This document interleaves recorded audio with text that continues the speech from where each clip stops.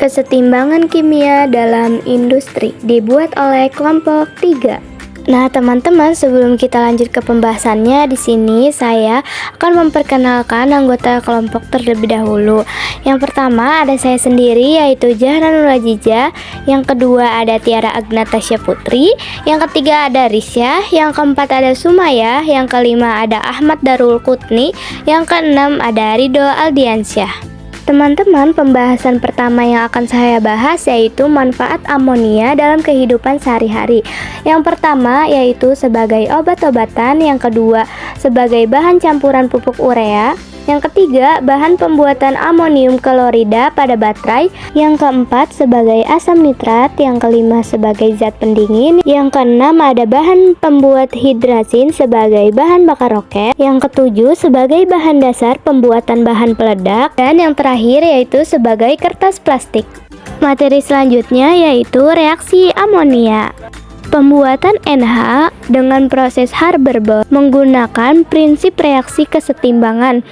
Di sini sudah ada reaksi, yaitu untuk setiap 1 mol gas nitrogen dan 3 mol gas hidrogen dihasilkan 2 mol gas amonia.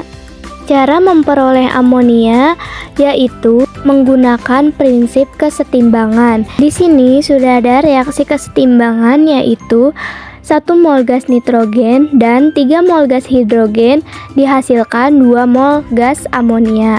Reaksi tersebut berlangsung secara eksoterm dengan delta H negatif. Lalu terdapat beberapa faktor yang dipertimbangkan dalam proses Haber-Bosch, antara lain yang pertama ada suhu yang tinggi. Karena suhu yang tinggi menggeser kesetimbangan ke kanan sehingga jumlah NH3 yang diperoleh maksimum. Suhu umum yang digunakan adalah 450 derajat Celcius. Lalu yang kedua ada tekanan yang tinggi menggeser kesetimbangan ke arah NH3 sehingga dibutuhkan tekanan yang tinggi pada proses Haber-Bosch dengan nilai tekanan 100 atmosfer. Dan yang terakhir yaitu katalis. Katalis mempercepat reaksi kesetimbangan sehingga terbentuknya NH3 dengan waktu yang relatif cepat. Katalis yang umum digunakan adalah Fe. Yang selanjutnya ada manfaat asam sulfat. Manfaat yang pertama yaitu menghilangkan oksidasi. Asam sulfat dapat menghilangkan oksidasi, karat, dan kerak air sebelum dijual ke industri otomotif. Asam sulfat yang sudah digunakan biasanya didaur ulang dalam kilang regenerasi asam bekas.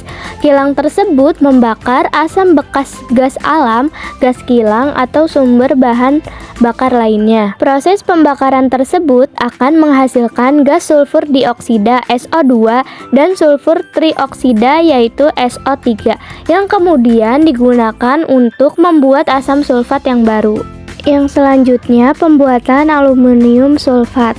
Aluminium sulfat dapat bereaksi dengan sejumlah kecil sabun pada serat pulpen kertas yang akan menghasilkan aluminium karboksilat.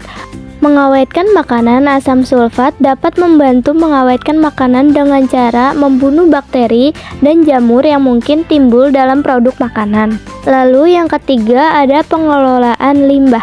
Asam sulfat berperan penting dalam proses pengelolaan limbah yang berasal dari proses manufaktur. Asam sulfat dapat membantu menetralisir bahan organik dan mencegah pelepasan gas beracun. Dan yang terakhir yaitu pembuatan pupuk.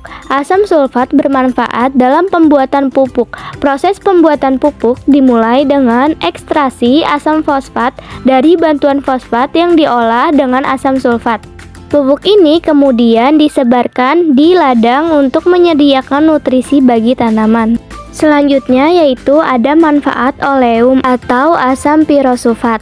Manfaat oleum dalam kehidupan sehari-hari diantaranya yaitu yang pertama sebagai pengolahan minyak bumi, dua sebagai bahan pembuatan TNT, ketiga sebagai zat pewarna, dan yang terakhir sebagai memperkuat asam lemah.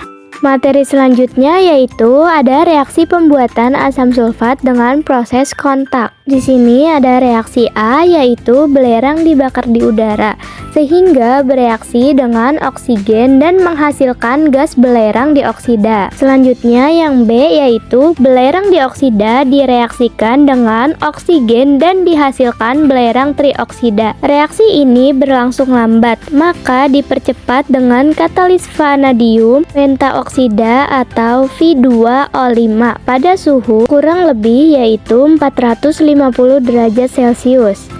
Reaksi yang C yaitu SO3 yang dihasilkan kemudian dipisahkan dan direaksikan dengan air untuk menghasilkan asam sulfat. Dan reaksi yang terakhir yaitu reaksi yang D.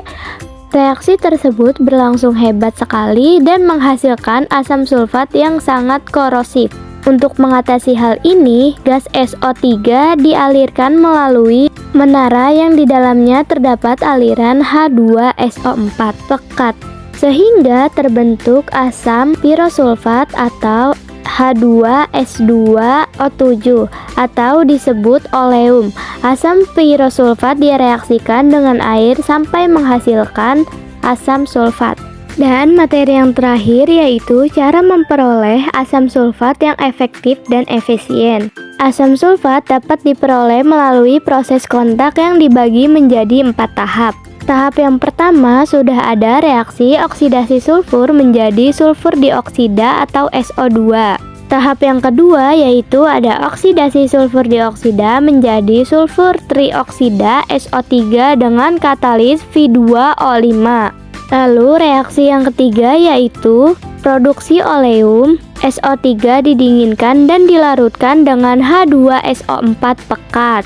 Dan tahap yang terakhir yaitu konversi oleum menjadi H2SO4. Oleum encer bereaksi dengan air membentuk H2SO4 dengan kadar 98%. Teman-teman, itu dia materi terkait kesetimbangan dalam industri. Terima kasih yang sudah menonton video ini sampai akhir. Sampai jumpa, see you next video.